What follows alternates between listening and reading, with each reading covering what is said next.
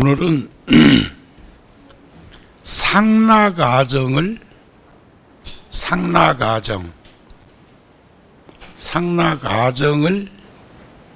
구현하는 우리들의 일상생활을 조명해 보도록 하겠습니다.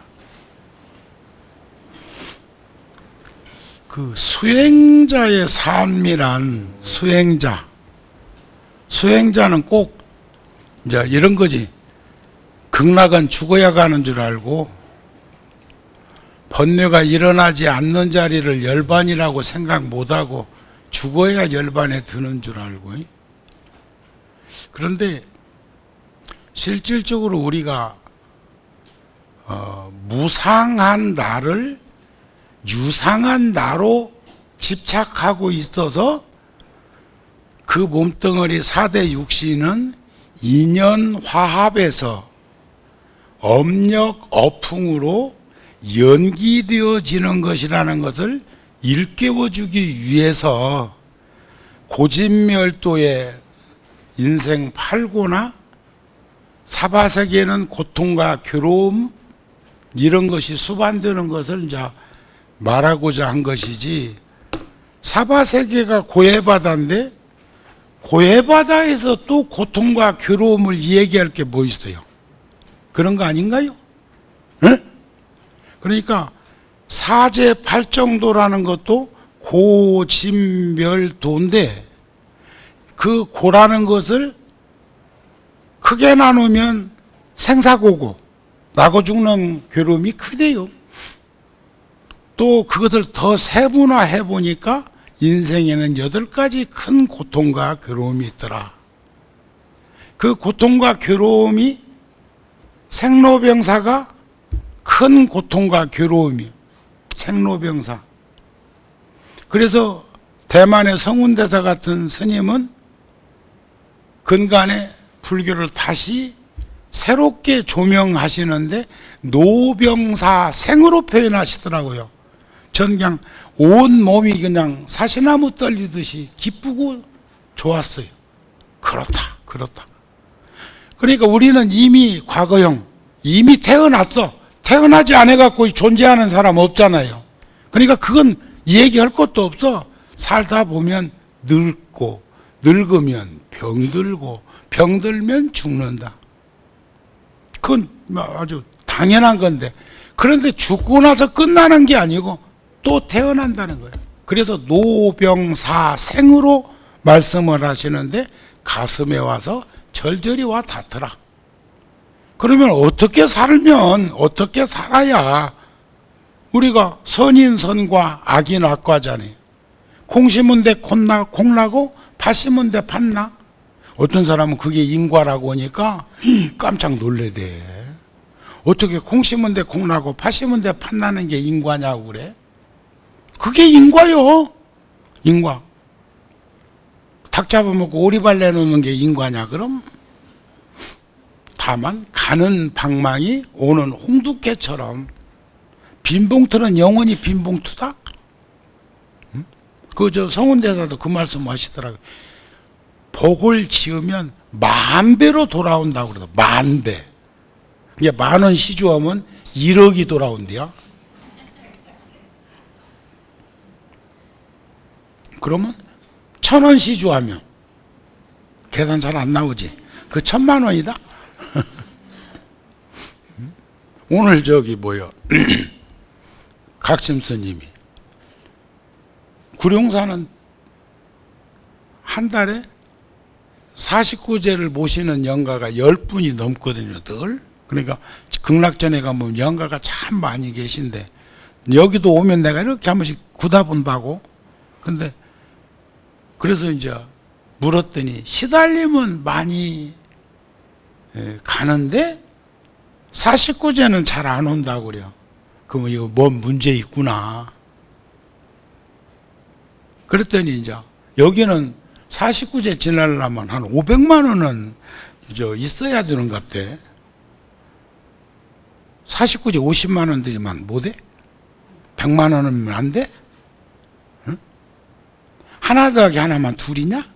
내가 오늘 그랬어. 그러면서 야야 하루에 100만 원씩만 시주가 들어도 그게 1년이면 3억 6천인데 1년이면 그런데 여기 몸뚱어리가 커가지고 씀씀이가 커서 그게 작아 보이는 것이지. 그러니까 알아듣대. 아마 이제 앞으로는 49제 아무리 가난하면 그냥 좀 해줄 수는 없나? 있는 사람들은 좀 더 내고 그러고 하여튼 간에 10,000원에 10,000배라니까. 그래도 불교는요, 불교는 평생을 11조는 안 내도 시주를 하다가 참 숨 거두고 크게 시주하는 종교는 불교밖에 없을게요. 다른 데도 돈 내나? 모르겠어. 다른 종교 49제 있는 데 있어? 있디야. 불교 말고도 있디야. 무당도 49제 지내고 천주교도 49제 한다네. 원불교도 하고. 그리고 일반적으로 종교하고 그렇게 크게 드러내지 않아도 사회적으로 드러난 분들 보면 또 49제를 또 기념하더라고요. 우리가 아이들한테 77제 지내주고 아이들한테 100제 지내주고 아이들한테 돌 지내주고 하는 것도 언어적 표현에 순화된 것이 다를 뿐이지 제사라는 것도 불공이에요. 불공. 우리가 안목이 없어도 눈이 어두워서 눈이 침침해서 어디 있는지 몰라 그렇지 인과를 믿고 윤회를 부정하지 않으면 확신과 믿음이 있다고.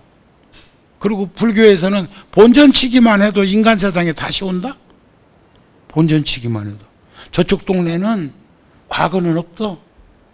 사는 걸 어떻게 살았고 누구를 믿었냐에 따라서 천당 아니면 지옥이지.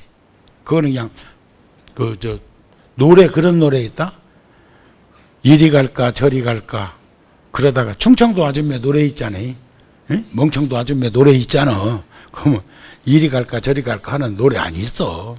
그리고 그거는 딱 이렇게 이리 가면 지옥이고 이리 가면 천당이고 그렇다고 그래요. 근데 우리 불교는 본전치기만 해도 인간 세상에 다시 와. 육도가 있으니까. 그런데 서울서 살다가 일산서 살다가 다 까먹고 복진타락 다 까먹고 이제 집 한 채 남았어. 빌라가 되었든 아파트가 됐든. 그런데 그런 거 갖고 한 채 갖고는 못 살아. 그러면 그거 팔고 전세로 가야 돼. 전세 하다가 또 돈 모자라면 사글세로 가야 돼. 그러다가 이제 모으면 이제 노숙자 돼야지. 그런데 지혜로운 이는 그런 탁 처분해서 시골로 가면 밥은 안 굶고 산다. 그러니까 천당에 있다가 복이 다 해서 인간 세상에 떨어져도 아파트나 빌라 하나 팔아가지고 시골 온 것 같은 밥은 먹고 살적. 시골 가면 밥은 먹고 산단 말이에요. 그 정도 돈 가지면. 그런데 농촌에 있다가 서울로 오거나 일산으로 오면 얼마나 파릇해야 왔겠어요. 과거에 우리 가난한 그 시절에. 그런 거 상기해 보면 인과나 윤회에 대해서 이해가 되시지요. 응? 인생은 8가지 고통과 괴로움이 있는데 그게 욕구, 욕망, 욕심이라는 것이 모여서 생긴 거예요. 그것을 멸할 수 있는 방법을 들여다보니까 정견, 정사유, 정어, 정업, 정명, 정정진, 정념, 정정 8정도라는 성인의 길이 있더라. 아셨습니까? 이게 사제 8정도법이에요. 그 다음에 이제 12연기법이 있지.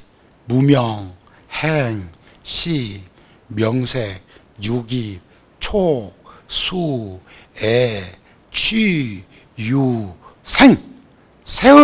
태어났으니까 노사우비고내. 늙고 죽고 근심, 걱정, 고통, 괴로움이 그림자 따라 붙듯이 붙어 있단 말이에요. 그러면 무명, 그 어둠만 없으면 태어날 일도 없어. 금강경에 수다원, 사다원, 아나원, 아라한 얘기하는 것처럼. 안 태어나면 오늘 여기 안 왔으면 갈 일 없다. 똑같아. 아셨습니까? 아셨어요? 이제 그런 것들. 그 다음에 이제 보살도 실천하는 것은 육바라밀이었잖아요. 보시, 지계, 인요, 정진, 선정, 반야. 화엄경에 가면 방편, 월, 력, 지. 그런데 이것을 반야부에서는 문자반야와 실상반야와 관조반야로 말한다. 문자반야는 우리들의 현실이에요. 경전을 보고 읽고 수지독송하고 서사하고 사경하듯이 하면서 자꾸 그 문자를 통해서 받아들이면서 생각하면서 실천하려고 노력하는 거예요. 보살의 반야는 실상반야야. 실상이라는 게 뭐예요? 사실적인 거. 그것을 볼 수 있는 안목이 생긴 거죠. 그 다음에 이제 관조반야라는 것은 깨달음의 부처님의 자리인데 내면에서부터 그대로 가. 그러니까 고진멸도에서 우리들은 고진멸도는 고아닌 게 없어. 고도 고요, 집도 고요, 멸도 고요, 도도 고요. 팔정도 닦으려면 그게 그냥 아무렇게나 튀어? 그것도 고통과 괴로움이 따른다고. 그런데 그 고통과 괴로움을 감내하고 나아가고, 아침에 일어나기 싫지만 5분만 하다가 일어난 처사들이 출근할 수밖에 없는 것은 거기에 갔다 와야 행복의 문이 열리기 때문에 그래. 식구들이 먹고 살고 가르치고, 그래서 옛날에는 말이요, 요즘은 이제 현상이 많이 달라졌지만 남자에게는 사랑방이 꼭 필요했는데 요즘 사랑방 없잖아요. 한옥주택 아니면. 그러니까 이제 골방을 하나 줘야 돼. 안방 말고 영감태기한테는 골방을 하나 줘야 돼. 사색도 하고 혼자. 그 다음에 보살님들한테는 처사가 막 죽기 살기로 일해가지고 금은방 하나 차려줘야 돼. 그래서 남편 출장 갔다든지 늦게 온다든지 하면 그 체면 때문에, 이목 때문에 못 끼워봐도 요놈 걸어봤다가 저놈 걸어봤다가 하면서 기다린다네. 웃었다면서. 그게 물질적 세계의 척도야. 행복의 문을 누가 두들기는 것인가. 그런데 성인의 도를 성취하면 화엄경 세계에서는 사제 8정도가 사성제 8정도가 돼. 그래서 고도, 집도, 멸도, 도도 8정도가 다 기쁘고 즐거우면 육체적으로는 고단해도 고달프지는 않는데 중생 삶은 고달퍼. 여러분들 고달픈 일 더러더러 겪지요? 고달프면 안 돼. 저는 어제 저녁에도 꼬박 세웠어. 밤새웠다고. 미국하고 전화, 또 저녁에 다음 달 우리 부따지 워드 작업하느라고 밤새웠어.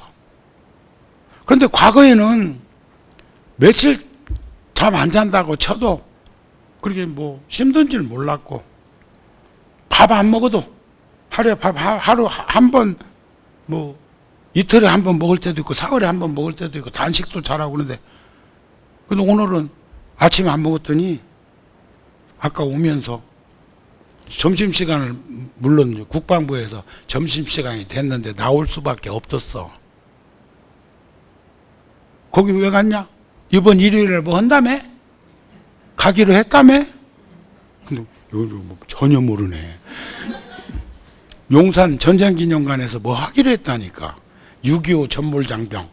내가 지금 임진강 넘어 판문점에다가 무량수전이라는 법당 짓는 것도 16개국의 5만여 명의 전사자와 우리 국군 20만 명의 전사자와 민간 80만 명의 사망자, 실종자, 행불자, 이런 100만 명이 넘는 분들을 낱낱이 이름을 밝힐 수는 없지만 그 법당에다가 위패를 모셔주려고 그래. 아미타 삼존부를 모시고. 그리고 종은 열애사 종 크기만. 열애사는 절이 너무 커가지고 저 종을 나는 이제 여기 동네 사람들도 있고 잔잔하게 치려고 조금 줄였더니 아쉬워. 아마 나 죽고 나면 종저거 다시 할걸. 그때는 그 이름 새긴 것 그대로 새겨놓으라고 내가 유언 남겨놓고 죽었게. 근데 거기는 3평짜리 종각이니까 600관 정도 종을 하면 결코 크거나 작다고 생각되지 않을 것 같아. 그러니까 이런 것들을 통해서 발현시키려고 하는 것이 뭐냐면 항상 된 나, 법신이라는 본성을 구현하잖아요. 없는 나를 찾자는 게 아니고 잊어버렸던 나를 발현시키자는 거예요. 우린 너무 많이 잊어버리고 사는 게 많어. 항상 된 나는 법신이에요. 법신. 청정 법신, 원만 보신, 천백억 화신이 다른 말은 아니지만 나의 청정무구한 본성, 그것을 발현시키자는 거예요. 드러내자마. 그 다음에 즐거운 것은 열반이에요. 열반. 죽음이 열반이 아니라 열반은 기쁘고 즐거운 자리, 환희한 자리, 환희법렬의 자리. 그런데 우리는 괴로움에 쌓여 있어. 그것은 번뇌와 망상으로 일어나는 현상이야. 번뇌와 망상이라는 게 뭐예요? 번뇌는 탐욕과 썩냄과 어리석음. 누가 화를 잘 내냐? 욕심 많은 놈이. 누가 화를 잘 내냐? 어리석은 놈이. 얼마만큼 어리석고 얼마만큼 욕심이 많냐는 그 질량의 용량을 보면 알아. 그러나 화도 내야 될 때 내야 됩니다. 화가 나는데 웃는 놈보다는 화가 날 때 화를 내는 사람이 도리어 인간적이요. 근데 화가 날 때 웃는 놈이 있다? 가장 좋은 사람은 화가 날 때 화를 본래 안 내는 사람. 타던 불이 꺼지면 탐진치 삼독이라는 번뇌의 불이 꺼지면 채색식명소라는 욕망의 물이 끓지 않아요. 타던 불이 꺼져야 끓던 물은 잠잠한 거예요. 불은 타고 있는데 왜 끌냐 왜 끌냐 왜 타냐 왜 타냐 하면 안 타냐? 그렇잖아요. 그래서 내가 거둬들여요. 원망을 원망으로 갚으면 원망은 쉼이 없나니 원망을 쉬어야 원망은 사라져. 타던 불이 꺼져야 끓던 물은 잠잠한 거예요. 이해가 되시죠? 솥단지 태워 먹지 말고. 그러니까 화 잘 내는 거 하나만 보면 그 사람이 얼마만큼 욕심이 많고 얼마만큼 어리석은지를 알 수가 있어. 그런데 그 자리는 바로 고통과 괴로움이야. 고통과 괴로움.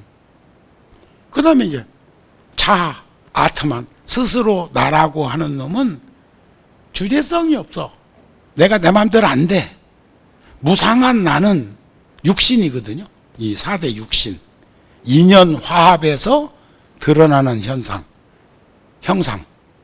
그놈은 무상한 놈이야. 왜? 상일성이 없어서.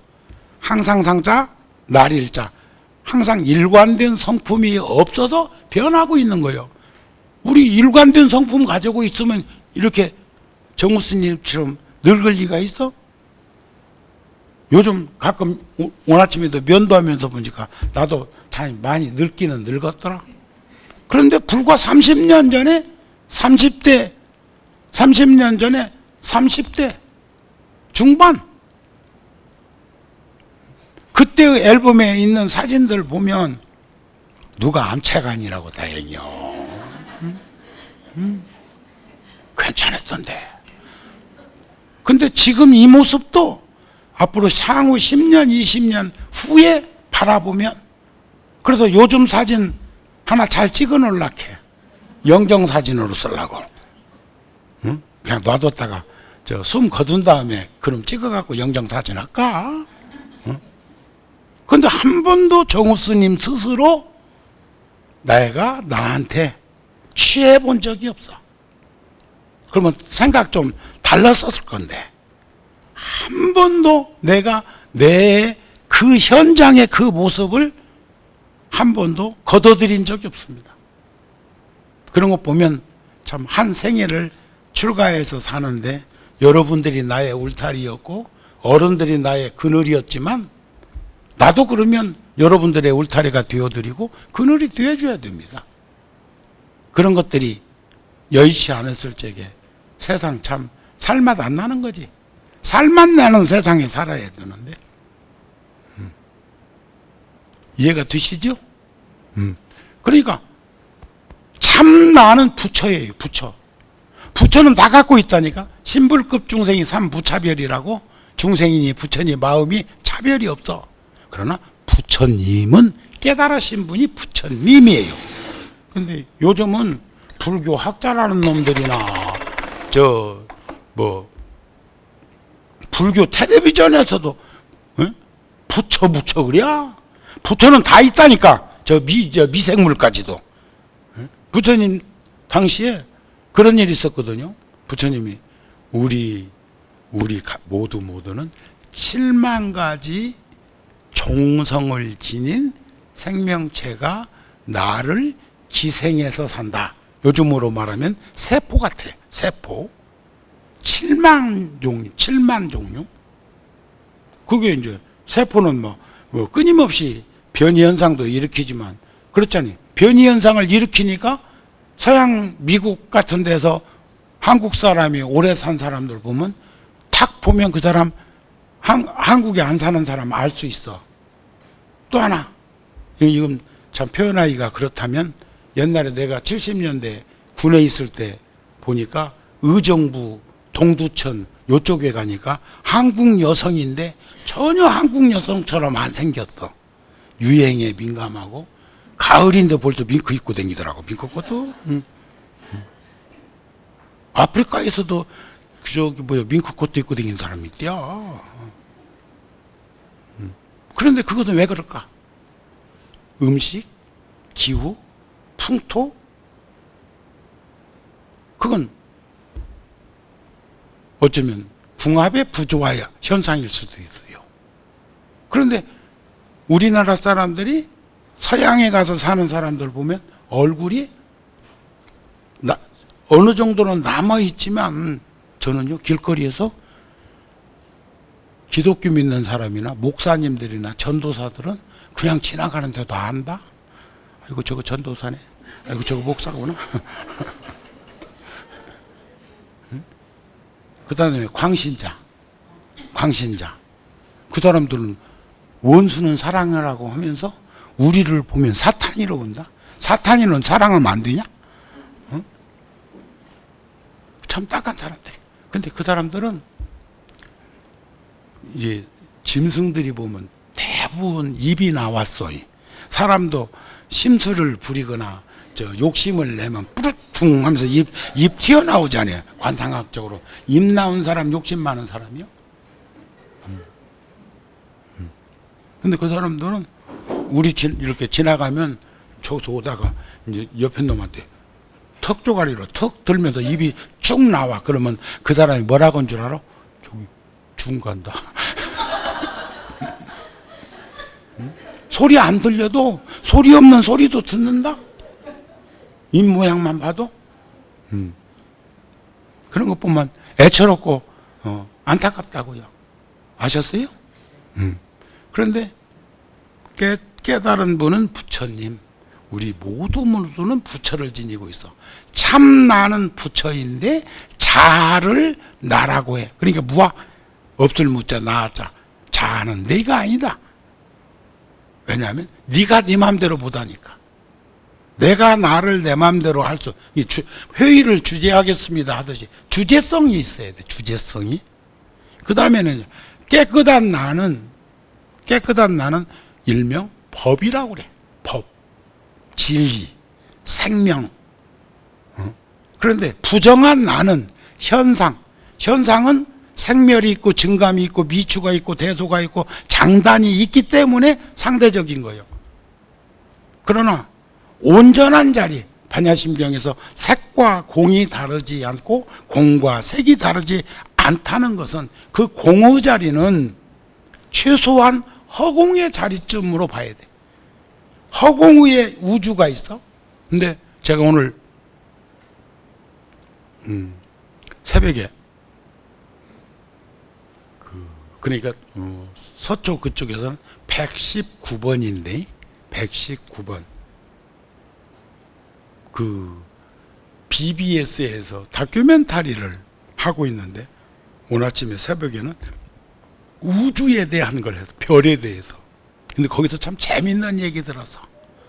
저 별은 1억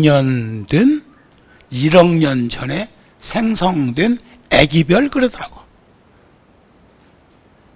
1억 년 된 별을 애기별 그래. 응? 물론 블랙홀에 빨려가지고 끊임없이 이제 저 별들도 생로병사를 겪는 거예요. 그걸 성주교공이라고 그래요. 이루어지면 머물고 머물러지면서 허물어지고 허물어지면서 공해지는 거. 생주이멸, 멸해버리는 거. 그래가지고 나중에는 수소와 산소와 탄소와 구름과 바람과 막 이런 것들이 혼합돼 가지고 휙 쳤으면 또 별이 됐다가. 근데 저 별은 1억 년 전에 태어난 애기별 이러더라고요. 그럼 우리 나이는 그러니까 참 나의 자리에서 보면 우리는 무시무종한 나이를 지니고 있습니다. 시작과 끝이 없는 자리의 나이. 보살님하고 나하고 나이 누가 더 먹었어? 나 65. 어? 아니 이름 안 밝혀도 네가 맞냐 내가 맞냐? 지금 나이요.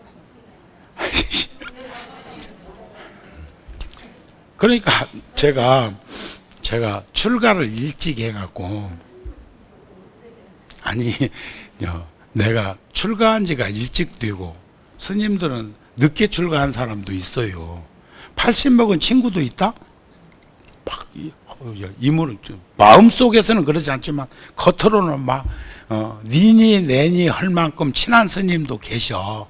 그러니까 이물 없이 대하는 분들도 있고 보통 대여섯 살 정도는 뭐 네, 도반들 중에 그 정도 나보다 더 먹은 분들도 계셔요. 그러나 또 다 나보다 나이만 다 많이 많은 것은 아니요. 근데 이제 옛날에 공부할 때 뭐 어쩌고 저쩌다 말이 부딪히면 내가 그래도 나이도 많고 무엇이 어떻고 요 짓을 또 한다? 그러면 내가 전생에 장수하고 금생에 조금 늦게 왔을 뿐이지 어떻게 네 나이 내 나이 따지냐? 그렇잖아요. 그 전에 어떤 처사가 보살이 나한테 영감 데리고 와가지고 통도사에서 서울 올라오기 전이네. 내 30대 초에 영감 데리고 와가지고 스님 저 영감 태기가요 요즘 이상해요. 와 뭐가 이상한데? 안턴 짓을 자꾸 해요? 응? 보살이 걸물이요. 그래서요? 불교는 인과가 안 있어요? 그래서 영감 보고 그래 네 알아 해라. 네 알아 하고 다음 생에 꼭 다시 만나지. 지금 내 앞에서 하는 소리야. 꼭 만나는데 몸뚱어리는 바꾸자.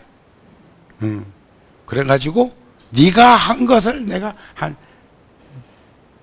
10곱절 내가 해줄 테니까 너때 네 기분이 어떻겠노? 니네 하더라고요. 응? 그러니까 막 처사가 막 내 앞에서 막 쩔쩔매지 쩔쩔매. 그 내가 이제 잘 풀어줬어. 잘 풀어줬어. 그러듯이 사실 나이를 현실적으로 인간 세상에서 지금의 모습으로 며칠 전에 그 지오그래픽 다큐멘터리 내셔널 지오그래픽에서 지금 금요일 날마다 밤 11시에 그 미국의 그러니까 뿌리에서 나왔던 배우인가 그렇게 흑인 배우인데 지금 80 넘으셨어요. 그분이 지금 두 번째, 이번 주에 이제 세 번째 나올 건데 그분이 지금 다큐멘터리를 이끌어가고 있는데 오만 대 다니면서 해요. 근데 거기에 종교의 행복, 종교의 평화, 종교의 구원, 그 다음에 종교의 종말, 유일하게 종말이 없는 종교가 불교예요. 그런데 거기서도 그게 나와. 그런데 그 중에 중국에서 티베트로 인도로 망명한 스님 중에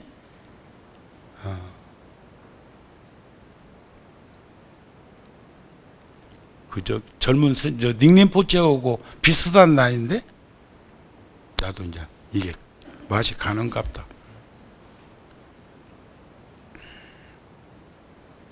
이따 생각나면 얘기해 줄게. 근데 그 스님하고 인터뷰가 나와. 바라나시 녹야원 쪽에서. 그런데 그리고 그분은 달라이나마하고 판첸나마가 관세음 보살과 대세지 보살로 또는 아미타불로 표현을 하는데 그 종파에서는 그 스님이 최고야. 지금 31살. 까르마파 스님인데 그 미국 배우가 그 스님하고 녹야원에서 만나갖고 이렇게 대화한 것을 말미에다가 참 겸손하시다. 수행자의 덕목이 이런 것일까? 그러니까 그렇게 추앙받고 하는데도 자기도 그런 길을 걷기 위해서는 힘들고 어렵지만 과거에 많은 스님들이 그 길을 겪으면서 깨달음을 이루었고 더불어 함께 했기 때문에 힘들고 어려도 그 길을 걷고 있노라. 그리고 종말로는 다 다른 종교는 얘기하는데 불교는 생로병사처럼 생주이멸, 종말은 새로운 시작이다. 우리가 휴양을 새로운 입제로 말하는 것처럼 그렇게 다 우리 아는 얘기지만 서양 사람들이 보고 다른 종교에서 볼 때는 상상이 안 되는 얘기야. 그런데 그렇게 그러니까 여러분의 스님들, 주로 티베트 스님들, 서양 스님이 티베트 불교에 귀한 분들하고 인터뷰를 하는데 달라. 이제 뭐 저쪽 동네에서는 뭐 암이 걸려갖고 뭐 100일도 못 산다고 했는데 교회 가서 기도하다가 암이 그냥 싹 녹아서 뭐 했다냐. 그것은 그냥 지엽적인 거, 지엽적인 거. 내가 여러분들 뭐 병 고쳐줘? 응? 어디 지금 막 골마 터져서 골수에 사무친 것을 내가 고칠 수 있을까? 그럼 병원에 빨리 가서 수술해야 한다. 정신적으로 문제 있는 것은 스님들이 할 수 있어. 그리고 정우 스님도 남들이 많이 가지고 있지 않는 재능이 있다? 속을 들여다보는 거, 속을. 진짜.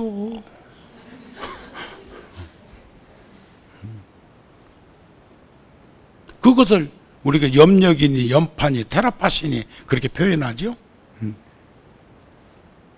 그러니까 이제 그렇게 구성되어진 것을 현상은 삼라만상의 두두물물 이 현상은 생멸이 있고 증감이 있고 미추가 있고 대소가 있고 장단이 있고 전후가 있고 좌우가 다 있는 거지만 법은 생멸이 없고 증감이 없고 미추가 없고 대소가 불생불멸 불구부중 부중불감한 자리가 제법공상의 자리다.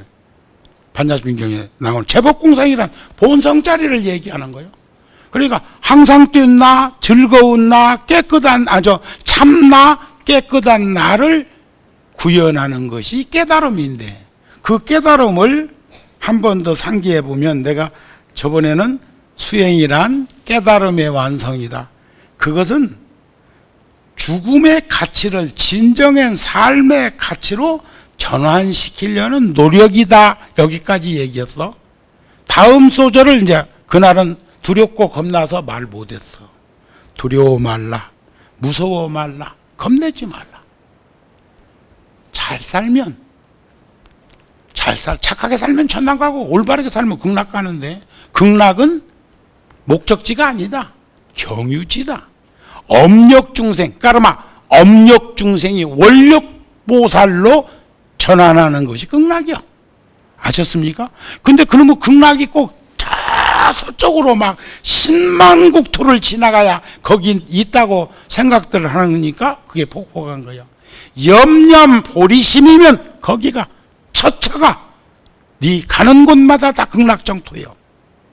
염념 삼독심이면 탐진치 삼독을 물고 있으면 네 가는 곳마다 사막도예요. 지옥아기 축생이 딴 데 있는 게 아니다. 이런 개념으로 이제 얘기를 하겠다. 이게 죽는 것은 잠자는 것. 소화 잘 시키세요. 죽는 것은 잠자는 것. 그래서 영원히 편히 쉬세요. 죽은 사람 앞에 가갖고 그렇게 말도 하잖아요. 잘 가세요. 잘 쉬세요. 편히 쉬세요. 그동안 고생했습니다. 하는데 이게 섹스피어예요. 섹스피어가 햄릿.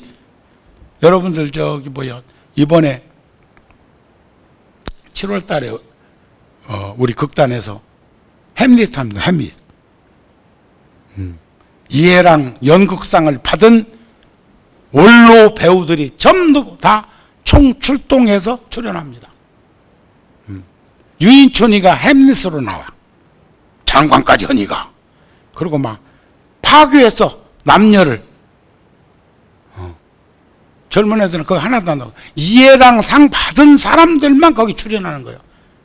근데 뭐라고? 햄릿. 지금 햄릿을 통해서 지금 섹스피어가 하는 말이야.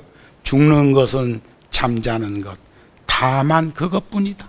죽는 건 잠자는 거예요. 나는 요즘 평생 동안 출가한 이후로 오른쪽으로 누워 잤거든요. 오른쪽으로. 근데 근간에 와갖고 천장 쳐다보고 누워있는 게 편할 때가 있어. 지금도 결국은 아침에 눈 떠보면 새벽에 눈 떠보면 이렇게 하고 누워서 자고는 있는데 어느 날 누워서 손 딱 포개서 배꼽 밑에다가 딱 대고 천장 이렇게 바라보고 불 이제 리모컨으로 불 탁 끄고 이렇게 누워 있으면 지금까지 한 번도 느껴보지 못했던 그 편안함이 천장 바라보고 있는 그러니까 거기다가 끈으로 묶어서 관에다만 넣으면 입관이라. 그게 그렇게 편안할 수가 없어. 그게 나도 이제 점점 근데 아까 얘기했잖아요. 1억 년 된 별을 애기별이라고 우주학자들이 얘기를 하고 있는 것 보면 우리 나이는 몇 살? 그런 거예요. 자, 한 번의 잠으로 일체의 고뇌를 다 끌어버릴 수만 있다면 죽음이야말로 진정한 삶의 완성이다 그랬어. 근데요, 살인자는 형법 250조에 의해서 사형 내지는 무기징역입니다. 그런데 내가 나를 죽이는 것은 방생인가? 내가 나를 거둬들이는 거 있잖아요. 응? 그걸 스스로 살인하면 자살인이라고 그래요. 자살인. 인자 빼버리고 자살.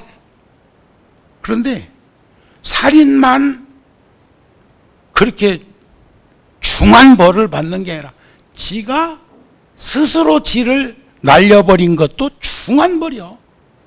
그거 꼭 믿으셔야 됩니다. 그 다음에 인과로 보면 윤회하는 과정으로 보면 지까지 놈이 그런 식으로 죽고 나면 지금보다 세상이 절대로 더 좋은 세상으로 못 가. 살인까지 한 죄를 가중해서 가중처벌 받는다. 그러니까 함부로 몸뚱어리 함부로 놀리면 안 돼. 우리가 지금 날마다 허송세월을 하고 헛된 인생을 사는 것은 나를 척척척척 목을 쪼는 거예요. 제가 78년도에 77년도에 오대산 월정사에서 탄원호 스님 모시고 화음악 공부를 하고 나서 월정사가 너무 좋아서 거기서 제가 일종하면서 새벽 도량석을 해보니까 그렇게 좋을 수가 없어. 도량석 목탁 소리가 새벽 목탁 소리가 그래서 제가 이제 월정사에 갔더니 단어 큰 스님께서 산내 암자를 하나 주시더라고요. 그래 놓고 제가 한 8, 9개월 거기 있는 동안에, 혼자서 거기 있는 동안에 가끔 옥수수를 쪄서 보내. 그놈 있나 갔나. 에?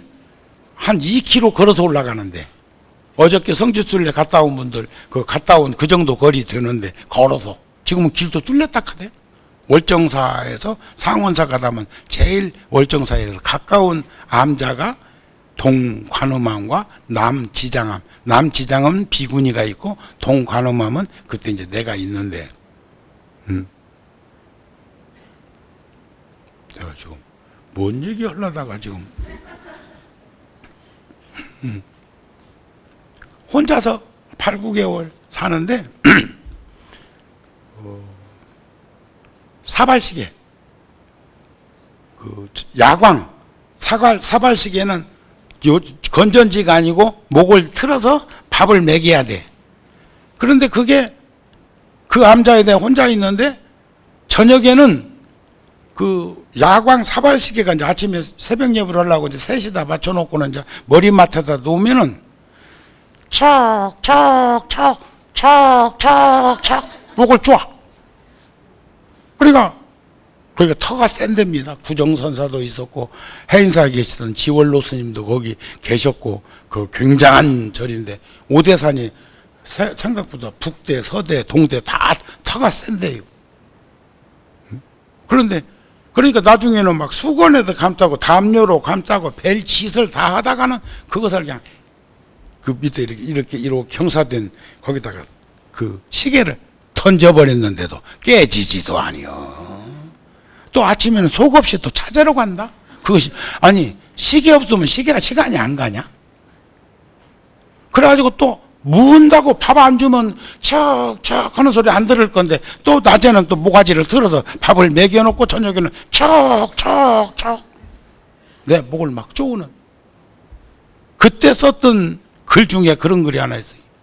이런 날이면 누군가 올 것만 같아. 누가 오든 말든 내 상관할 바 아니다만, 바람은 층계를 타고 와서 내 방문 두들긴다. 거기 누구 올 자 없느냐. 다람쥐야, 다람쥐야, 너라도 좀 다녀가렴. 이런 글도 썼다. 내 기억력 좋네. 네?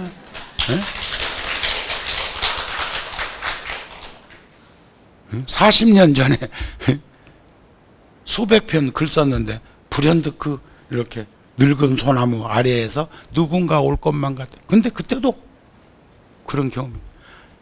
8, 9개월 동안에 그 시자 스님이 온 것 빼놓고 일반 사람이 그 절에 온 것은 손에 꼽힐 만큼인데, 다 이제 낮에 앉아서 이렇게 있으면 사람이 걸어오는 게 느껴. 저 2km 월정사에 있는 거기서부터 걸어오는 게 돼. 여기만치 왔다, 여기만치 왔다, 여기만치 왔다 하고 대창문을 열면 그 텃밭에 사람이 서 있어. 그게 이제 반복됐으면 이제 술사나 도사나, 그지? 마술사 아니면 도사. 저는 다음에 아마 여기 열애사에 와서 살기가 쉬울 아이가 하나 있어. 전생에 내가 키우던 애완견이었는데 죽어서 사람이 되어서 온 아이. 내가 구룡사는 언제 떠날지 모르지만 그래도 열애사는 제자들이 여기서 잘 살겠나 싶어서 그 사람을 열애사에서 뒷바라지 해주게 하기 위해서 너 다음에 열애사 주지해라 이렇게 해놓고 방도 잠정적으로 그 아이가 오면 쓰게 하려고. 지금 28.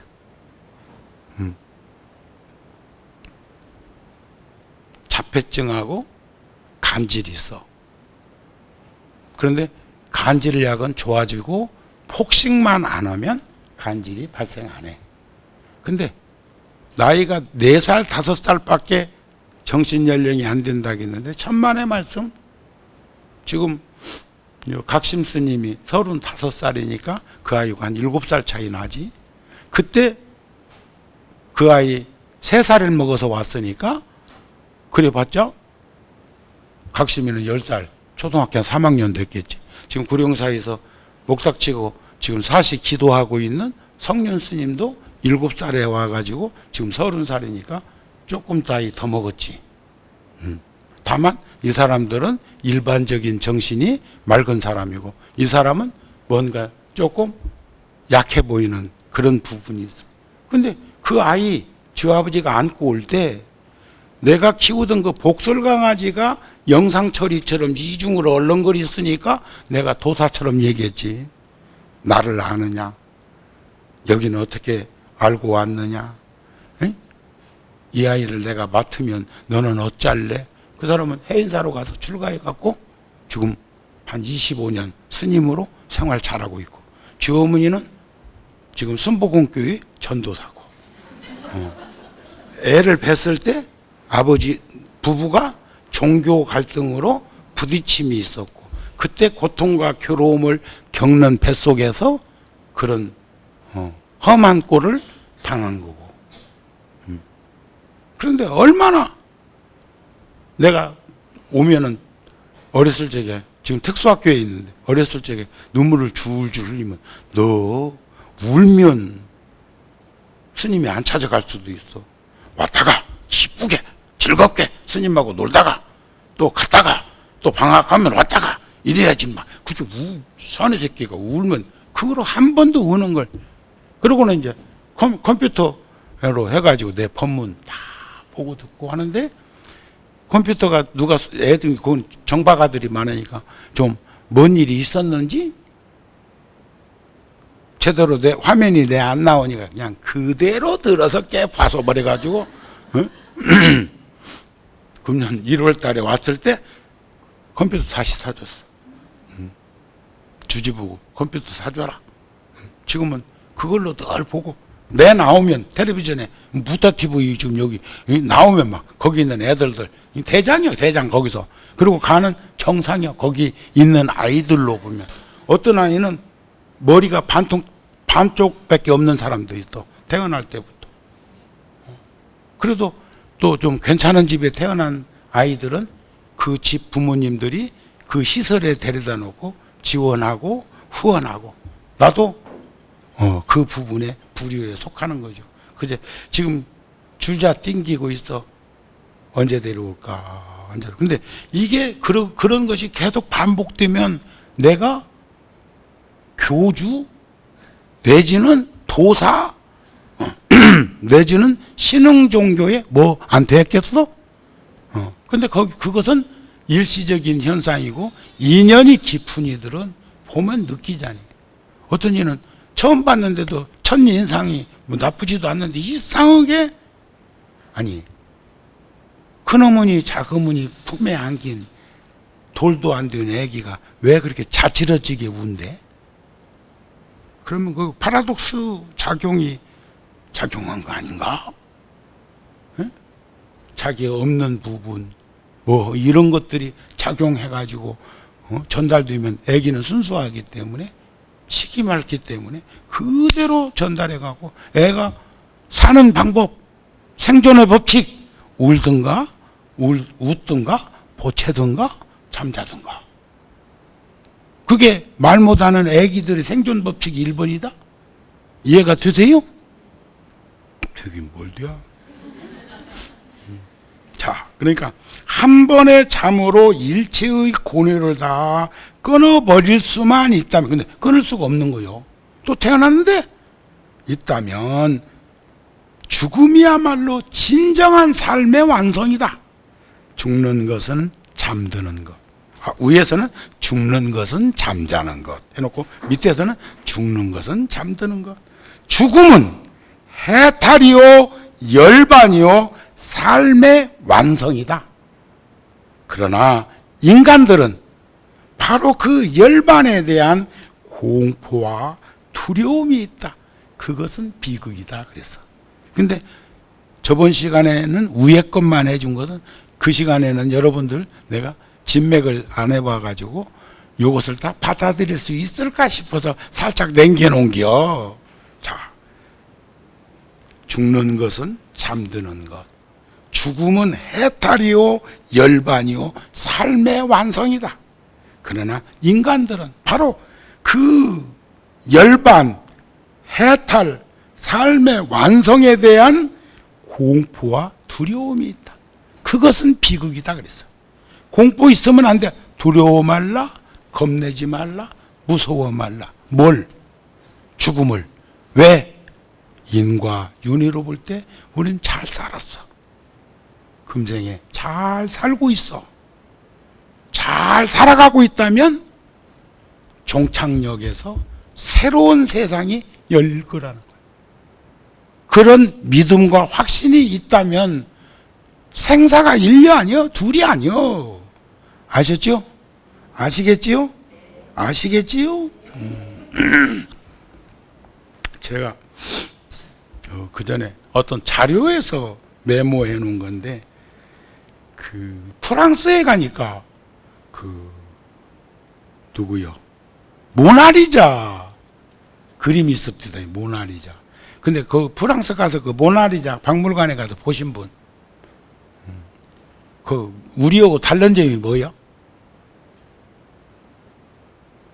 두 가지가 있던데, 하나는 미소를 짓고 있다는 거, 또 하나는 요 눈썹이 없다는 거.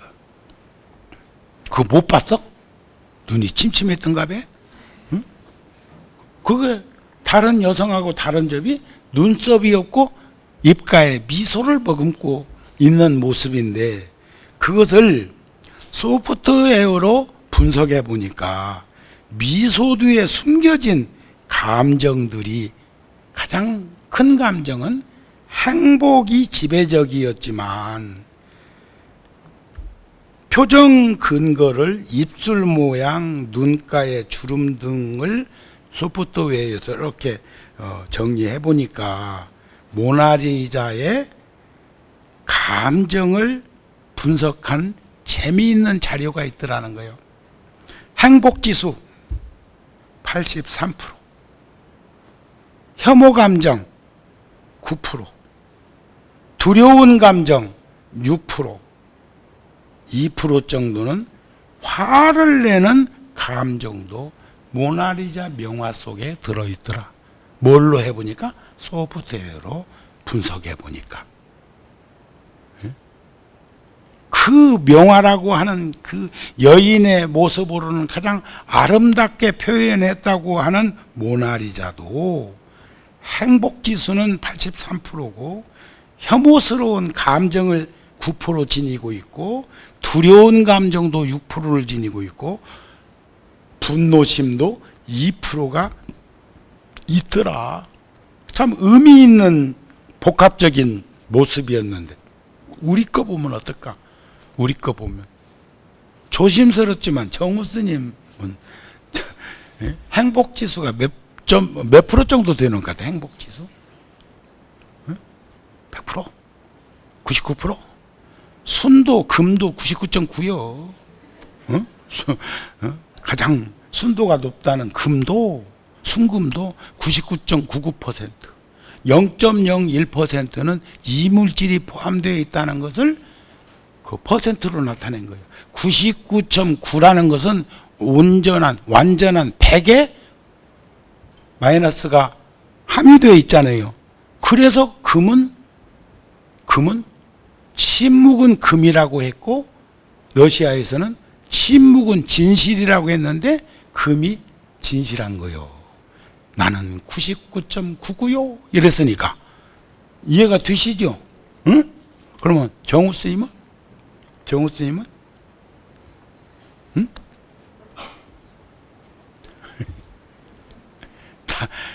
참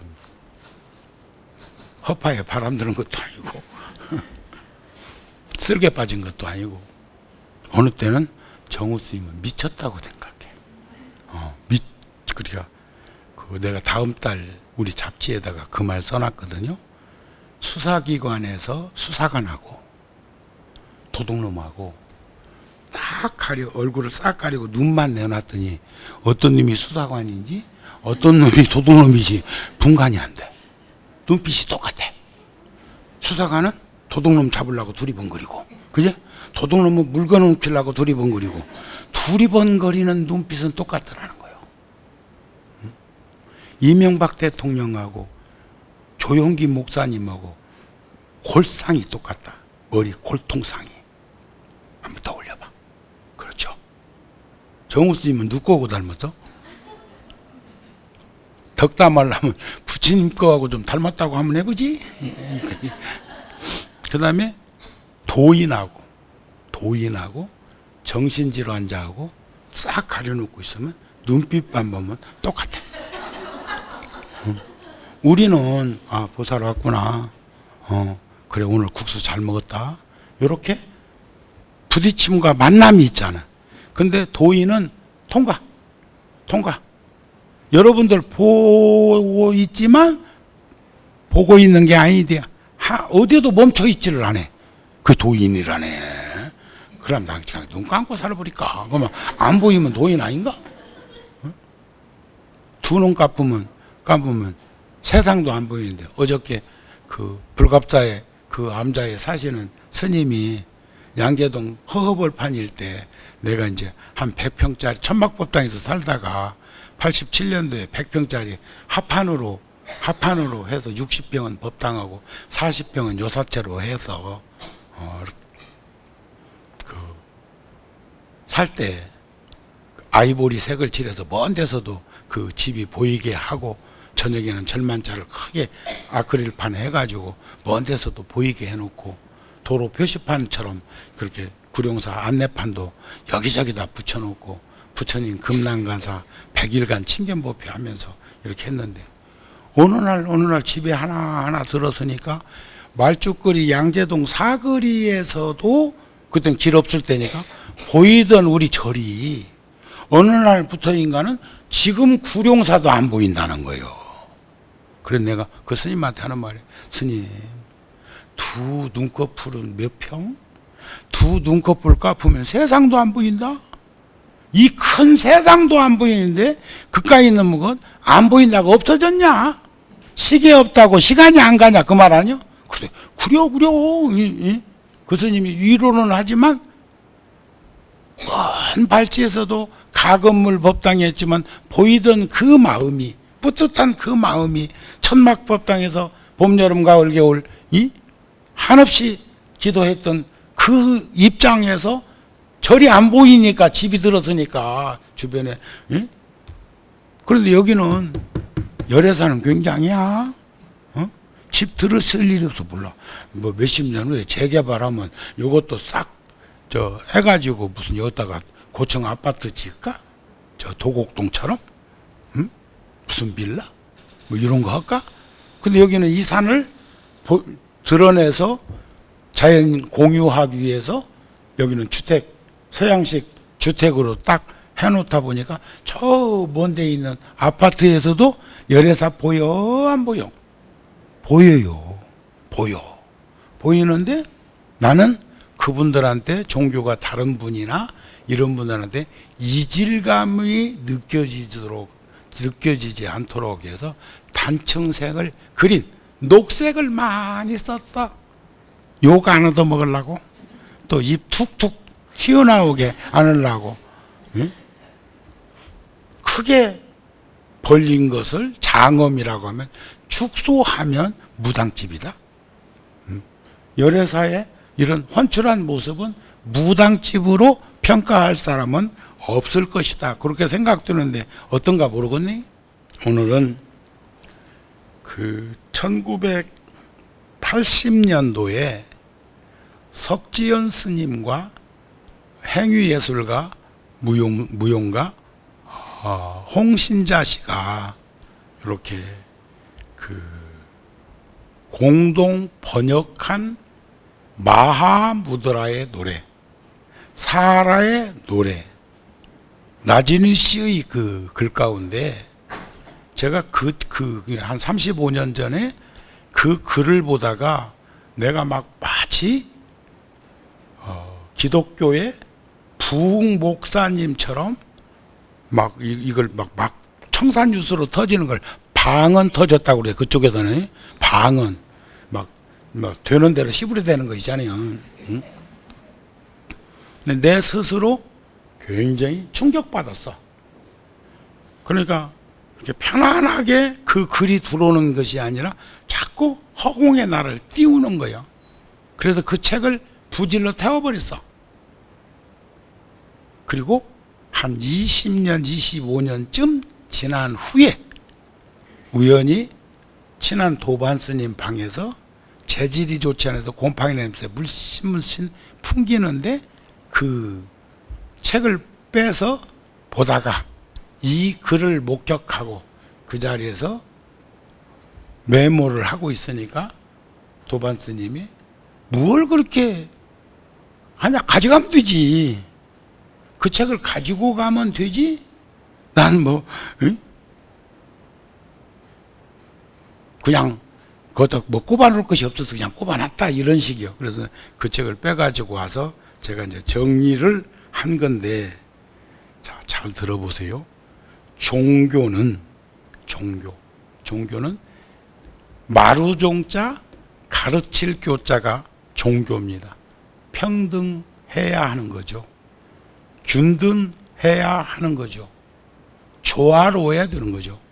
아무리 큰 나무, 열애사의 대들보로 사용한 나무를 만일에 그 나무를 저 종각에다가 쓰려면 어떻게 쓸 수 있을까? 작은 절에 가서 그 대들보를 쓰려면 어디다 쓸 수 있을까? 작은 절의 대들보는 큰 절에 와서도 대들보란 말인가? 달라. 큰 절의 대들보는 작은 절에 가서 대들보로 쓰면 집 무너져 버려요. 작은 절의 대웅전 대들보는 너무 작아서 큰 절에 법당 대들보를 쓸 수가 없어. 기둥, 석가래 그 정도 쓰면 된단 말이에요. 그러면 큰 절의 대들보는 판재를 떠갖고 마루 깔면 돼. 마루 깔면 그게 종교야. 그 가르침은 그렇게 마루판처럼 골고루 모두에게 공평하게 전달하는 것을 종교라고 그러는데, 종교는 비유를 통해서만 이야기할 수 있다. 저번 주 법문으로 와갖고 내가 결혼 4번 한 얘기 했는데, 그날 들으신 분 고개 까딱까딱. 그러면 지금 그 나머지 대중들은 일요일 날 안 왔다 그 말이, 그죠? 일주일에 한 번 스케줄 빼서 목요일 날 여기 오는 것도 만만치 않다 이거지. 인도에 가면 시마차프레드시 달라이라마 살고 있는 그 지역, 스님이 가지고 있는 설산사 스노우 마운틴 꼼파, 거기 그 지역은 북인도 히말라야입니다. 여자는 지금도 남편이 5 있는 사람들 많다. 남편이 5. 근데 생판 모르는 남자들을 데리고 사는 게 아니라 한 형제를 데리고 살아. 그 티벳 가면 마찬가지. 그리고 모계사회야, 모계사회. 자식들도 어머니 성씨를 따라. 그리고 그 남자들은 유목민 전부 흩어지는데 교대로 집에서 한 사람이 머무르고 있는 거예요. 또 그 겨울에 눈보라 칠 때 다 와 있어도 각각 사는 집이 달라. 그래가지고 필요에 의해서 집에 오는 거예요. 그것은 지금도 그런데, 인도나 이슬람은 마누라가 넷 있는 사람이 있어. 마누라가 부인이 넷, 첫 번째, 두 번째, 세 번째, 네 번째가 있는데 누구를 가장 사랑할까? 누구를 가장 좋아할까? 근데 이성적이고 객관적으로 보면 알 수 있는 답을 물어보면 대다수가 첫 번째를 좋아한다거든. 첫 번째를 사랑하고 본부인, 정실 부인을 사랑한다고 그러대. 응? 그래요? 그런데 지랄한다고 셋, 넷 두냐? 그리고 4명도 양이 안 차면 5채 얻었을 건데 4명으로 끝낸 거 보면 4번째가 제일 마음에 와 있다 그 말 아닌가? 그렇게 좀 객관적이고 이성적이고 그렇게 좀 판단하면 될 건데, 아니 내가 저번 주 일요일 날 열애사에서 물었더니 여기 이렇게 보살님처럼 앞에 앉아 있는 이가 첫 번째요. 첫 번째. 그러면 하나만 잃고 살지 뭐 때문에 내 얻었겠냐 이겨. 그런데 그것을 부처님은 비유로 받아 끌어와. 그래, 모두에게는 아내가 넷이 있다. 누구를 가장 많이 사랑했겠느냐? 4번째. 인정해야 해. 인정해야 해. 그러니까 정실 부인들이요, 눈을 바깥으로 돌리거들랑 내 허물이려니 하고 내 허물로 받아들여야지 영감택에 손가락질하면서 이래 하지 말란 말이야. 아셨죠? 내가 잘해. 있을 때 잘하란 말이요. 그러니까 이제 죽을 때가 됐어. 그래가지고는 영감이 4번째한테 와서 좋아도 내 난군요, 싫어도 내 난군요, 이렇게 물었거든. 너 없으면 나 못 살고, 나 없으면 네 못 살고, 나 없으면 나 못 살고, 네 없으면 내 못 살고 1년 12달 늘 그러면서 낙락장송을 불렀으니까 여보 내가 가는데 막 우리 같이 갑시다. 지금도 인도에서는 그 가스트 먼 놈들 죽을 때 여자가 따라 죽는 사람들이 있어요. 불구덩이에 약을 취하든 최면을 걸든 해가지고 성큼성큼 불에 들어가서 타 죽어버려. 그러면 열려문 세운다? 지금도.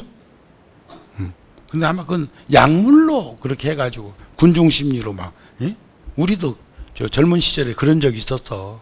모닥불 피워놓고 스님들끼리 놀다가 태울 것이 없으니까 나중에는 저 모자 벗어 넣고 목도리 불서 넣고 그다음에 누비 벗어서 넣고 넣다 이제 넣을 게 없으니까 지를 넣으려고 하더라고. 응? 그게 내가 30대 때 경험이야. 그래놓고는 마지막에 이제 모닥불 노래 부르다가 호숫가에 돌 던지는 놈처럼 눈에 그냥 반짝반짝 빛나는 것들이 이놈 저놈 있고, 그때 슬퍼서 울었을까? 기뻐서 울었을까? 미쳐서 울었을까? 그런 거 있어. 그런 모닥불 노래 부르다가 눈물 쭉 흘린 적도 있다니까. 다 그렇게 해갖고 여기까지 온 것이지 뭐 그냥장 되었겠냐. 아이고. 아셨죠? 그러니까 이제 그 2번째한테 가니까, 아니 저기 뭐 4번째한테 가서 얘기하니까 택도 없는 소리 말하라고. 그리고 그 사람은 이미 그 영감태기한테 요즘 저기 잠실에서 뭔 일 일어났는데 3번째한테 또 3번째가 무지하게 많이 갖고 있었더니, 뭔 말인가? 뉴스를 봐야 알지. 응? 아이고. 현재 보이는 것만 1000억이 넘는다고 그러잖아요. 말이 1000억이지. 또야 한 1000만 원 시주했는갑다. 그러니 1000억씩이나 굴러왔지. 그런데 그 사람 다 뺄 거 다 뺐어. 이제 우렁 껍질이야. 영감태기는 둥둥 떠서 가면 돼요. 그러니까 이제 혼자 가기 뭐니까 3번째한테 갔다 가갖고 얘기하니까 제가 솔직하게 얘기하는 거예요. 가시는 길 전송은 하겠다. 이게 전송은. 그래 또 2번째한테 가서 숨 넘어가. 2번째한테 갔더니 막 금방 그냥 따라 죽을 것처럼 강그러졌어. 근데 따라와서도 안 되지만 따라오는 놈 없어. 내가 어제 일요일 날도 그 말했지만, 도아묵에 접시꽃 당신 쓴 도아묵에 재혼했다더라. 나 그 시집 보면은 절대 정조를 지킬 줄 알았는데, 그 남자는 정조가 없는 모양이요. 요즘 또 저 여의도가 있다며. 그분 시가 좋아가지고 내가 쭉 읽어봤었는데, 그 글로 봤을 적에는 절대로 그 아내를 잊을 수 없을 것 같던데. 이제 그것도 이제 이따 시에 대해서 얘기할 거예요. 그래 이제 이제 첫 번째한테 갔어. 그랬더니 첫 번째 부인이 평생을 돌아본 일이 없어. 몇 번이나 생각해 봤을까? 같이 몇 번이나 같이 같은 자리에서 밥 먹고 같이 잤을까? 그랬는데 좋아도 내 난군이요 싫어도 내 난군인데 당신 가시는 길 어찌 혼자 보내오리까? 이러고 따라 붙다네. 따라 붙었디야. 그래갖고 평생 동안 몇 번 바라도 안 보고 평생 또 한 번도 바라본 일도 없어. 그랬는데도 그렇게 따라갔대요. 근데 그게 비유설법이에요. 종교는 비유를 통해서 이야기할 수 있다. 이 말. 네 번째 부인은 이 몸뚱아리 4대 육신. 네 없으면 내 못 살고 내가 없으면 네 못 살고 내 그랬잖아요. 근데 숨 딱 끊어지면 택도 없는 소리. 쳐다도 안 봐. 그렇잖아요. 싸늘해. 죽기 전부터 싸늘해진다. 4대 육신이. 그래서 어떤 분 글에 보면은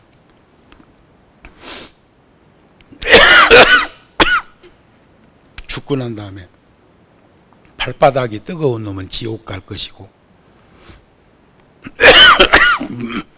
무릎 정경이 뜨거운 놈은 안 씻고 뜨거운 놈은 축생 될 것이고 죽은 다음에 다 식었는데 폐가 뜨신 놈은 아귀 될 것이고 아귀 다툼. 그 다음에 가슴이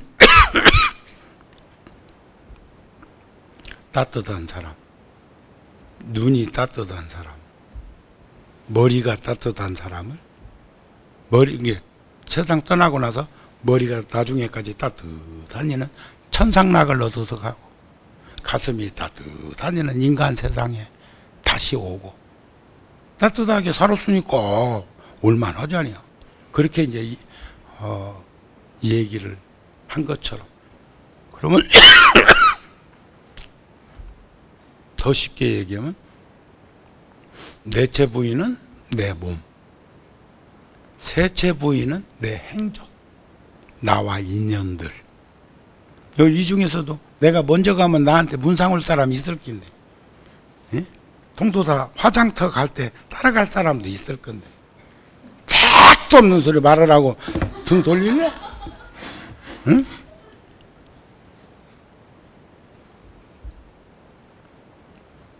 두 번째 부위는 부모, 형제, 혈족들, 가장 가까운 인연을 맺은 이들. 막 금방 자질해져 죽을 것처럼 울고 난리 법석을 떨잖아요. 그런데 본 부위는 내 본성, 내 마음. 업, 까르마, 선업이든 악업 이러면 여하튼간에 늘 들여다보고 살았으면 악업 짓지 않았을 거 아니야. 방치하고 지 좋은 대로 흔들고 제끼고 살았으면은 악업이 막 느글느글 했을 거 아니야. 업도요. 무기업이라는 업도 기록되지 않는 업. 그건 의지가 작용되지 않으면.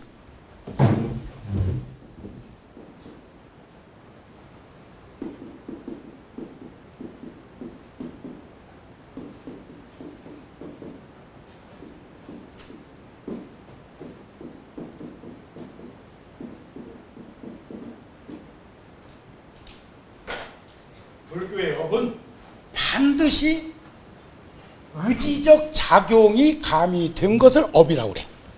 예를 들어 걸어가다가 개미 한 마리 밟아 주겠네? 가다가 개미 있는 거 그냥 저기 불거지 하나 있는 거 팔로 탁 터뜨려 죽이면 그건 의지를 작용했으니까 악업이 돼. 걸어가다가 뭘 밟혀 죽었는데 그건 의지하고 상관없죠. 내가 잠자다가 모기가 와서 이거 한 마리 물어서 지금 자고 있어. 이건 조건반사야.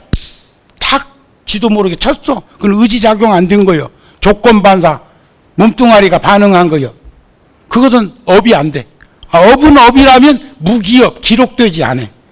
아셨습니까? 그렇게 이제 보시면 돼. 이제 빨리 진도 나가자고. 그것은 저 다른 세계의 이야기를 할 방법이 없기 때문에 비유를 통해서만 종교에서는 얘기하고자 한다 이거요. 그러므로 부적절하지만 저 다른 세계에서 일어났던 상황에 대한 이해가 가능하기 때문에 비유를 든다. 말은 언제나 저 다른 세계를 설명하기에 부적절해. 장편소설, 대하소설도 작은 이야기야. 시라는 것은, 시라는 말도, 시라는 건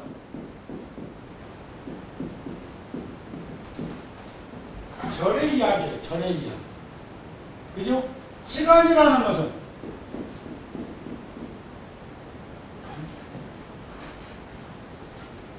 시간을 얘기할 적에는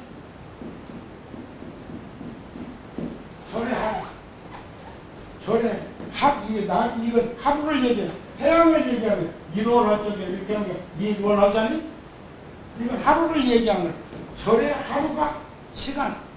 그러니까 부처님 당시나 시기 없을 때도 절에서 이루어지고 있는 것은 정확한 시간을 맞춰서 질서 있게 살았다는 말과 같이 논지가 되는 거죠. 그렇죠? 그러니까 부적절하나마 저 다른 세계에 일어났던 상황에 대한 이해가 가능하기 때문에 비유를 들었다. 말은 언제나 저 다른 세계를 설명하기에 부적절하다. 표현이 잘 안 되는 거 많아요. 그러나 부적절한 말일지라도 이용할 수 있는 데까지는 이용하도록 해야 한다. 오늘 집에 가서 검색 한 번만 해보세요. 상카시아, 인도의 성자이자 철학자입니다. 상카시아를 쳐보면 지금 이 말보다 구체적이지는 못하지만 똑같은 이야기가 있어. 딴따라 수행법에서도 티베트 밀교에서도 달라이라마가 모를 리가 없어. 그러니까 철학자가 와서 종교는 무엇이오 하고 물으니까 과학입니다. 그리고 종교적인 사람들은 대다수가 철학에 가까운 사람들이다 보니까 달라이라마는 끊임없이 불교를 과학적인 증빙을 들어가면서 이해를 시키고 있단 말이에요. 과학적인 사람들이 불교에 귀의했다면 대단히 철학적으로 얘기를 했을 거예요. 또 그런 책들도 있으니까. 말을 통한 이 비유의 방법 외에는 저 다른 세계를 설명할 수 있는 방법이 없기 때문이다. 그래 놓고는 아까 얘기한 시를 얘기하는 거예요. 시여, 그대는 쉽게 이해할 수 있을 것이다. 그러나 종교는 어렵다. 시여, 그대의 길은 이미지를 통해서이기 때문이다. 거기 어떤 마찰도 없다. 과학이여, 그대는 쉽게 이해할 것이다. 그대의 길은 이미지의 영역이 아니기 때문이다. 하나의 경험적 사실에 국한되기 때문이다. 시여, 그대의 길은 쉽다. 시여, 그대는 오직 시일 뿐이다. 그것으로서 그대는 끝이다. 시, 그것은 이미지다. 이미지요. 그러니까 미당 선생의 국가협회자 같은 경우는 그래서 소쩍새는 울었나 보다 했는데 소쩍새가 언제 울지? 봄에 우는데 뭘 바라보고 소쩍새는 그렇게 울었나 보다 했지? 가을에 국화를 보면서 했어. 이미지다 말, 이미지. 미당은 대단한 분이요. 그것으로서 그대는 끝이다. 시, 그것은 이미지다. 이미지는 아름답다. 이미지 속에서 시인이여 마음껏 취하라. 그러나 이미지는 진실이 아니라는 것을 명심해라. 진실이 아니요. 아까 스님이 그랬잖아요. 누가 오든 말든 내 상관할 바 아니다만 바람은 층계를 타고 와서 내 방문 두들긴다. 거기 누구 올 줄 없느냐? 거기 누구 올 줄 없나? 다람쥐야, 너라도 좀 다녀가렴. 아이고, 그것이 무슨 시대에. 그렇다면 종교란 무엇인가? 종교는 궁극의 시다. 종교는 궁극의. 그러니까 개송이 전부 다 시예요. 그 개송, 연불에 나오는 그 개송들. 화엄경 같은 경우는 10만 송이야. 10만 송. 화엄경 80권. 화엄경에 10조 9만 5,048자? 그때 그 시절에 어떻게 그 글자를 다 씌어봤나 몰라. 요즘 같으면 컴퓨터에 수록되어 있는 화엄경을 놓고 몇 자 하고 통 누르면 글자 숫자 나온다. 누군가는 또 씌어봤겠지. 자, 종교는 궁극의 시다. 그것은 이미 이미지가 아니다. 종교는 이미지가 아니다는 거예요. 시처럼. 그것은 과학과 마찬가지로 하나의 경험적 사실이다. 그러나 과학적인 용어는 사용할 수 없다. 과학이란 너무나 객관적이기 때문이다. 그렇다고 철학적인 용어를 사용해서도 안 된다. 철학이란 너무나 주관적이기 때문에 과학과 철학, 철학과 과학 이 양자를 모두 사용해야 한다. 이 둘을 가교, 다리로서 사용하지 않으면 안 된다. 그러니까 철학자가 달라이라마께 와서 종교가 무엇이오 하고 물으니까 과학입니다 했는데 그 말 듣고 철학자가 하염없이 눈물이 나더라는 거 아니야. 여러분들을 또 알고 있는 도울 선생이 나한테 열애사 그때 EBS 무슨 아함에서 열반까지 해가지고 왔을 적에 이왕에 하는 것 막 세트를 한번 빌려주자 싶어갖고 여기서 하는데 답 아니오대. 나는 아무것도 아니오. 응? 머리는 같이 깎았는데. 응? 그게 나는 내가 나를 잘 알아. 내가 나를 잘 알아갖고 나도 침 안 질라고 그러고 나도 침 안 들라고 그래요. 우리 서로 짊어지지는 맙시다. 에?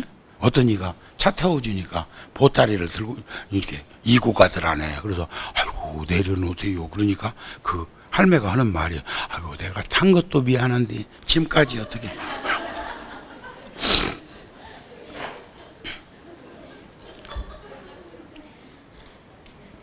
이것은 시인의 방법이다. 모든 종교는 최후의 시다. 아니 시의 본질이다. 그대는 부처님보다 더 위대했던 시인은 나는 결코 발견할 수 없었다. 물론 부처님은 한 줄의 시도 쓰려고 노력한 일조차 없었다. 깨달은 이 말은 청산유수로 다 감언이설로 속일라니까 여기 저기 흠집 투성이가 드러나는 것이지 깨친 자는 상대가 말하는 그러니까 명의 훌륭한 의사는 모든 환자들을 보면서 일률적으로 처방하지 않잖아요. 배 아픈 사람은 배 아픈 약 주고 머리 아픈 사람은 머리 아픈 약 주고 눈 아픈 사람은 눈 아픈데 낫는 약을 주는 거예요. 이해가 되죠? 나는 여기 그대와 함께 있다. 나는 시인이다. 나는 한 줄의 시도 짓지 않는다. 그러나 나는 비유를 통해서 얘기하고자 한다. 나는 과학과 철학이 만든 간격에 다리를 놓으려 한다. 나는 그대에게 차별이 없는 전체의 느낌을 주려 한다. 그러니까 전혀 총각이 첫눈에 반한 사람들은 죽고 못 산디야. 그러니까 철학자가 간절한 종교라는 온전한 가정을 가지고 싶어 하니까 과학이라는 짝을 주고 과학자가 와서 온전한 가정을 원하니까 철학이라는 짝지를 주고 그러니까 철학과 과학과 철학은 반쪽알이야. 반쪽알이. 종교가 아니야. 그러나 온전한 종교를 얘기하기 위해서는 양자를 가교 역할로 사용할 수밖에 없다. 철학은 주관적이고 과학은 객관적이기 때문에 주관과 객관을 합성했을 때 온전한 것으로 표기할 수 있지 않느냐. 과학은 절반이다. 철학 역시 절반이다. 그러므로 이 양자는 그대에게 전체의 느낌을 주지 못한다. 그러니까 전체의 느낌을 주지 못하던 철학자에게 반쪽을 선물하니까 한없이 하염없이 감격의 눈물이 나더라는 거 아니요. 응? 철학으로 들어가면 들어갈수록 상칼라의 말이 실감된다. 상칼라. 아까 내가 검색해 보라고 그랬죠? 이 세계는, 근데 이게 상칼라가 한 말이요. 이 세계는 환영이다.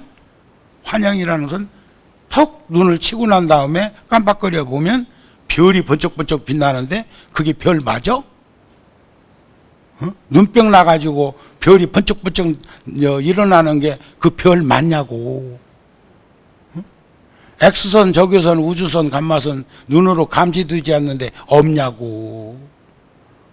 지구 돌아가는 소리가 세상에서 제일 크다는데 지구상에서 들리냐고. 안 들린다고 없냐고. 지구 돌아가는 소리가 사이클이 안 맞아서 귀에, 여러분들 몸 피곤하고 힘들 적에 평소에 듣지 못하던 소리를 귀에서 들려올 때 환청이니 뭐니 하는 소리들을 하는데 못 산디야. 힘들어서. 어? 쎄 하는 뭐 그런 소리들이 있잖아요. 어? 평소에 안 들리던 그 소리 고막에 들리면 미친디야. 또 그거다 대고 또 뭐 속삭이는 소리도 있다며. 그때는 나한테 얼른 와. 이 세계는 실제로 존재하지 않는다. 그죠? 이 세계는 환영일 뿐이야. 오직 이 세계를 느끼는 그대의 의식만이 존재하는 것이다. 그대의 의식만이 존재하는 것이다. 그러나 상칼라의 이 말은 너무 주관적으로 치우친 말이다. 만일 과학적으로 파고 들어가면 그럴수록 마르쿠스, 네틴 마르쿠스 유물론적 변증법으로 기계론으로 보게 되면 마르쿠스 쪽으로 가까워질 것이다. 그러므로 두 입장을 넘어서 전체를 이야기하자. 지금까지 서론인데 너 여기 중요해. 시적인 비유를 통해서 언어로서 공을 설명하지만, 시적인 비유를 통해서 언어로서 공을 이야기하지만 공은 결코 언어 따위로 표현되어지지 않는다. 색적식은 공적시색, 수상형식 역부여시했는데 공은 언어로서 결코 표현되지 않는다. 이것이 깨달은 사람들의 주장하는 이유이다. 우리는 말할 수 없는 것을 말하려 하는 것이다.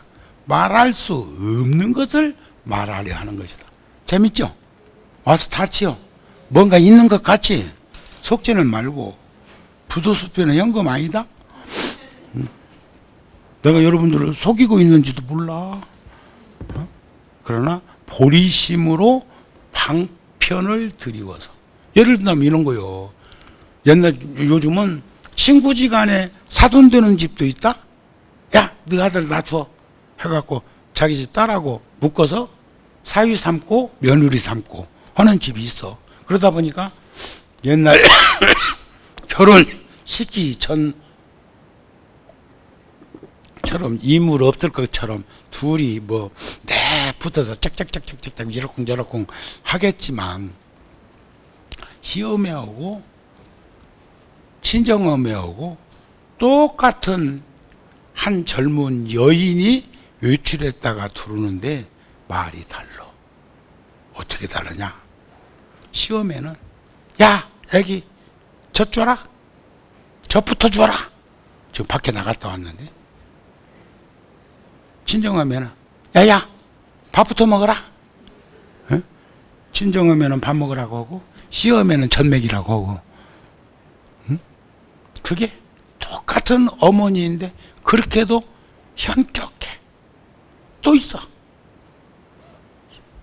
친정어매는 딸한테는 야, 내가 뭐 해놨으니까 와서 가져가라. 응? 자꾸 가져가라고 그래. 가져가라고. 뭘 만들어 놨다고. 이게 불러내는 거예요. 근데 며느리가 어디 나가면 또 나가냐? 또 나가? 그쪽에서 친정어머니가 와서 뭐 가져가라고 오라고 할 수도 있을 거 아니야? 그러면 그것을 인정하고 그것을 받아들여야 되는데 또 나가냐? 또? 요렇게 한다는 거예요. 그러니까 제가 이제 여러분들은 어디에 서서 누구와 함께 하고 있는 것입니까? 아셨죠? 이제 끝내지? 내가 일찍 끝내준다고 했잖아요. 응? 내가 하고 싶은 말은 많이요. 근데 우리가 뭐 오늘 내일 보고 말 거요? 응?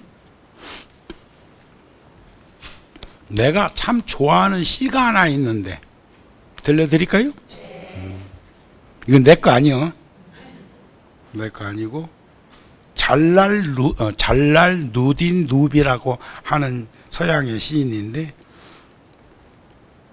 전에 한번 열애사에서 법문할 때 들려줬더니 우리 각심 스님이 와, 스님 시가 좋다고. 각심 스님도 시인이다. 너 벌써 아는가 봐 하고 너무 가까이 다가가지 말아요.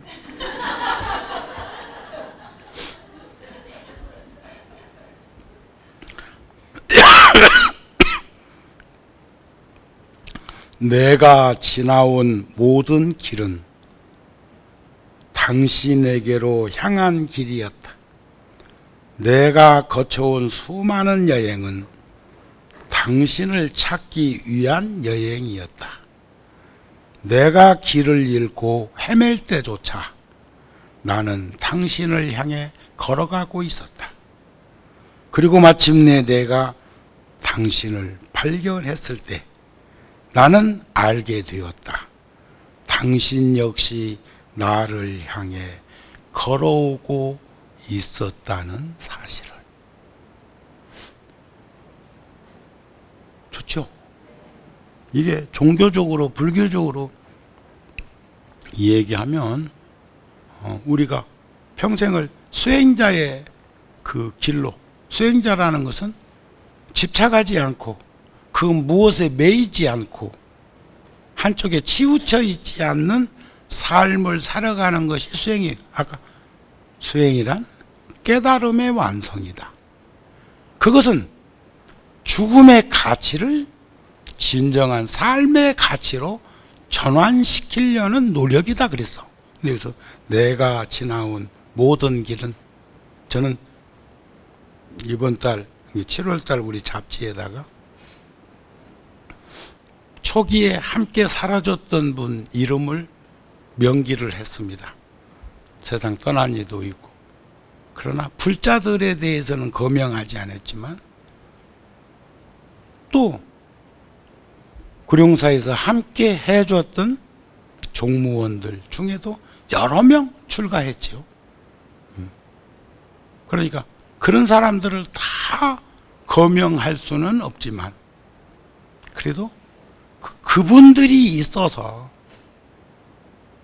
지금의 우리들이 있는 것을 나는 보고 있기 때문에 감사하고 고마운 마음을 드리운 거죠. 그러니까 내가 거쳐온 수많은 여행은 결국 보니까 당신을 찾기 위한 길이었다. 내가 길을 잃고 헤맬 때조차 나는 당신을 향해 걸어가고 있었다. 그리고 마침내 내가 당신을 만났을 때 나는 알게 되었다. 당신 역시 나를 향해 걸어오고 있었다는 것을. 결국 무상한 나, 괴로운 나, 자아, 부정한 나를 참난 줄 알고, 영원한 나인 줄 알고, 깨끗한 나인 줄 알고, 항상한 나인 줄 알고, 즐거운 나인 줄 알고, 참 나인 줄 알고 사는 것이 안타까워서 그것을 직시하게 하고, 그리고 난 다음에 우리는 발현된 행복의 문을 두들기고 그 문 안으로 들어갈 수 있도록 하기 위한 것이 상락아정이라, 그런 말씀을 하기 위한 것이 아니었을까 싶은 마음을 전합니다. 그래서 우리는 혼란과 착격을 가져오게 하는 고통과 괴로움의 번뇌 망상, 내 마음을 괴롭히는 감정적 경험으로부터 우리는 자유스러울 수 있는 그런 사람이 되도록 해야 된다. 그러기 위해서는 늘상 보리심을 놓치지 말아야 하고, 지혜력으로 통찰력을 가지면서 세상을 살 수 있는 길을 모색해야 되지 않겠습니까? 이런 말씀이 아닐까 싶습니다. 그래서 우리가 개정의 사막도 규범 속에 살면, 법대로 살면 몸이 편안해. 몸이. 요즘 죽을 지경인 놈들 많잖아요. 검찰에서 막 잘 잡아가네. 법대로만 살아면 몸이 고요하고 편안해. 몸이. 이 몸 중요해. 이 그릇 중요합니다. 이거 여기 얼음한 그릇에다가 물 갖다 놓으면 질질질 샌다? 그리고 여기 뭐 시커멓게 지저분한데 여기다 물 갖다 주면 내가 마셨겠냐? 에? 그렇잖아요. 내가 필요한 건 지금 물이었어.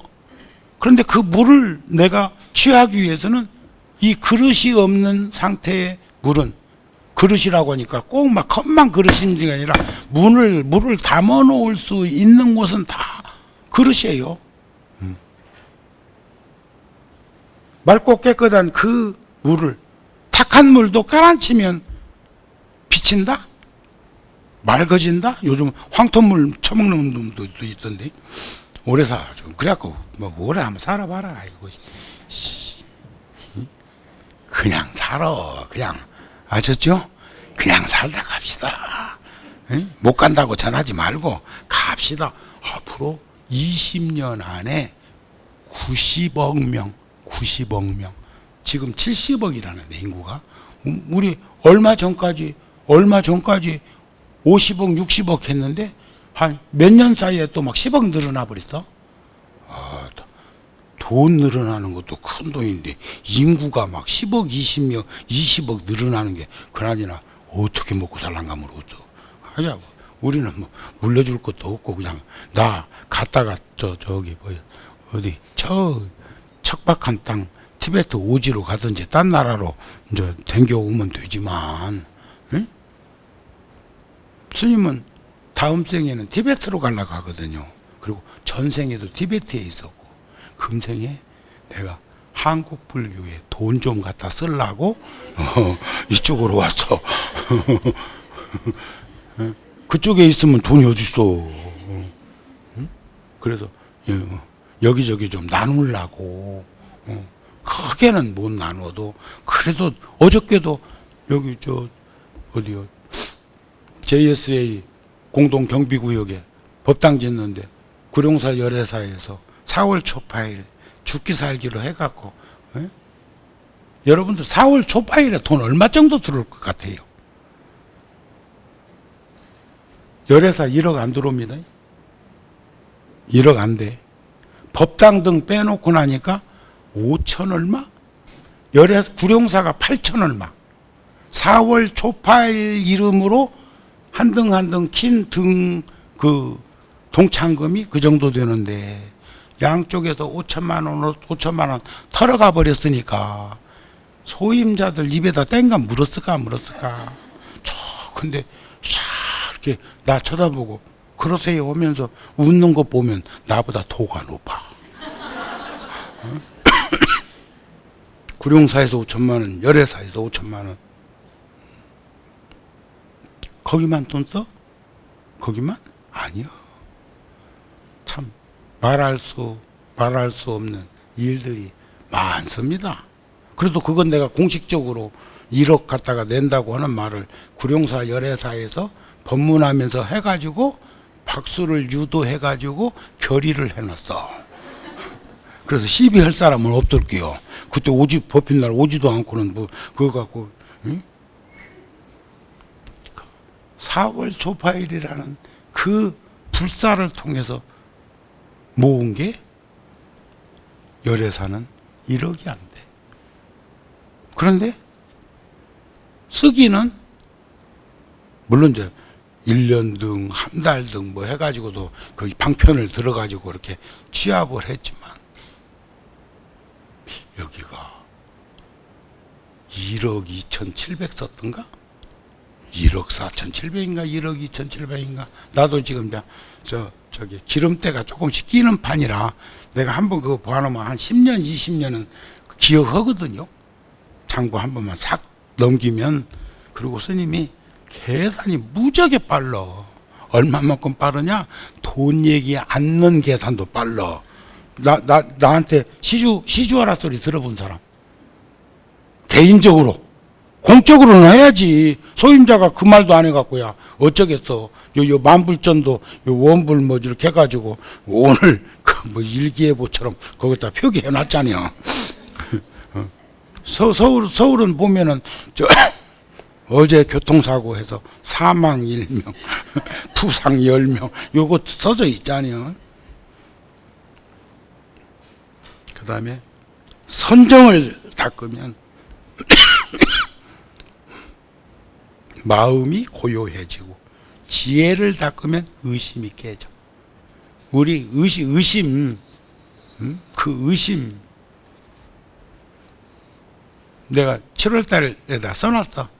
부처님한테 여쭤봐. 부처님이시여 의심이란 무엇입니까? 대개는 대개 덜어는 그 말이야. 대개는 의심하지 아니함이 의심이니라 그래서. 나도 의심 아니야 하면 그 의심하고 있다 소리야. 알았습니까? 정말이라고 말을 하는 놈은 거짓이라 소리야.